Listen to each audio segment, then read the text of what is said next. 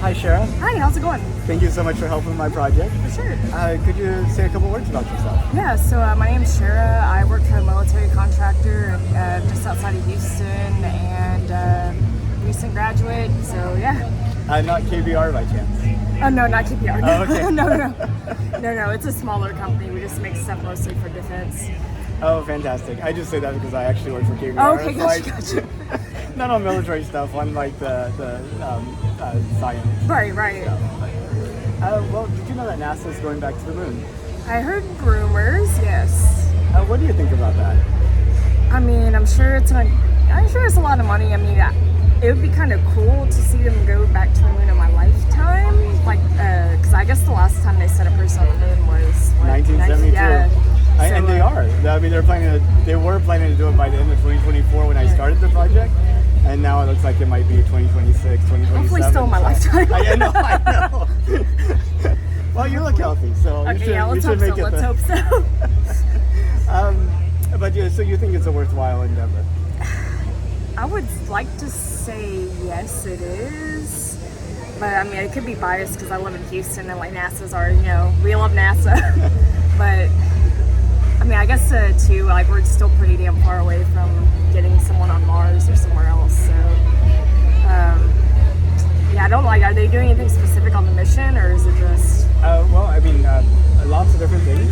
One is they plan to have the first woman step on the moon. Nice.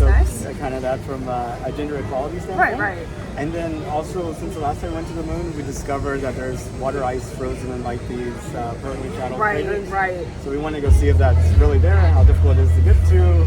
Could we use it to keep from having to bring so many supplies to the moon? That's true. And then also practicing on the moon to maybe prepare astronauts and systems to go to Mars. I think in that case, I could see that it being worthwhile doing that kind of stuff. Because I forgot about the water thing, but I know they've discovered was it pockets of water on other like Jupiter's moon or one of the. Oh yeah, like Enceladus, I think I always get the name is difficult for me to pronounce. But which I mean, I guess if they are able to, I mean, even just going, I'm sure they would be able to. Make it worthwhile somehow. I mean, there's a lot of stuff we haven't explored on the moon. I mean, we've only been there, I guess the United States has only been there, twice?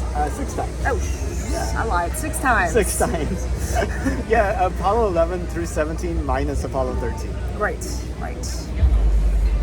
Whew. I guess I didn't realize they'd been there 6 times, but it hasn't happened since the 70s. So, I mean, a lot's changed. Exactly. I mean, it's, over 50 years now. But, people living at the time, I think after Apollo 11, they tuned out into Apollo 13, and then they just tuned out again. So that's fair.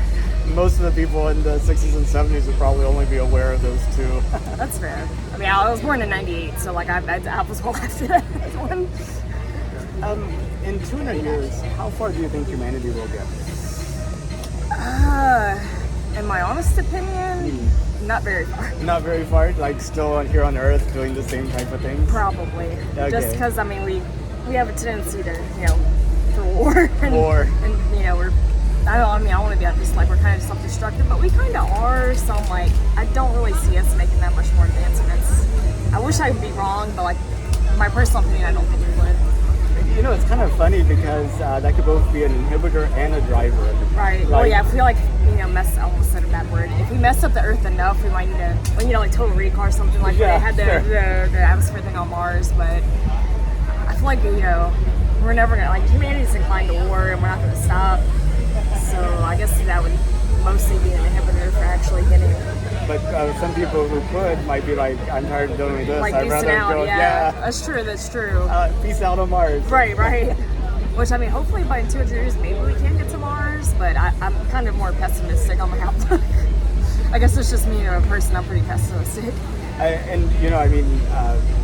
Like the whole defense industry is kind of looking at the darker side of humanity. Right. That's my job. My mom was a nurse, so she always looks at we're going to get hurt, or I've seen so many people like this that kind of. Oh yeah, trades in with the profession. We're always I guess if you look at the dark side, if something bad happens, you're not as surprised. Yeah, that's true too. Yeah, plan for the worst. Hope for the best. Plan for the worst. Yep. If you could, would you take a trip to space? Yeah, if I could, I would. I mean, it's one of those an opportunity. I would say yes. Don't know if I'm physically be able to, because I know they train a lot for that. But I mean, if I had the opportunity, heck yeah. How far would you go? That's a good question. I mean, if it's like a mission, like, yeah, it's like to the moon and back, I'm like, all right, we've been there and done that. But if it's like somewhere like, hey, we're just going to send a voyage out to like Neptune or something, like, you want to roll up, you might not get back. So I guess it just depends. That makes sense. Yeah. Some where you have a higher Somewhere we got to confidence. draw the line, yeah. Yeah. Like if it's like the first trip to Neptune, like, you know, just any, well, I guess really any other planet we haven't been to. It's just kind of like, all right, it'd be cool to be that explorer, but like, I'm not qualified. I would just be like a civilian, so. That makes sense. Do you think you'll get an opportunity in your lifetime? Oh God, probably not. Okay. I mean, yeah, pessimistically, yeah, no. No.